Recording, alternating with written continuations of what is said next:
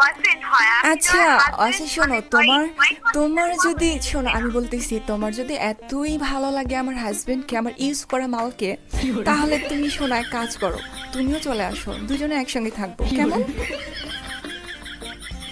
না, আমি কোনো সতীন বা এইসব তো তুমি তো সেটাই চাচ্ছ যে সতীনের ঘরে আসতে, না হলে কেউ কারো স্বামী নিয়ে এত কাড়াকাড়ি করে?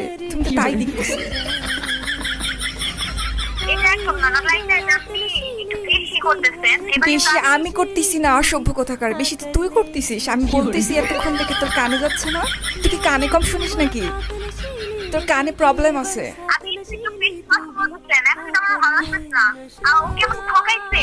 আচ্ছা তোর ভালো না লাগলো কি লাগলো তাতে আমার কি আসে যায় বল? আপনি কিন্তু তুই করে কথা বলতেছেন। 100 বার বলবো, তোর সাহস কত বড়? তুই আমার জানের দিকে হাত বাড়াইস, তাহলে তোর সাহস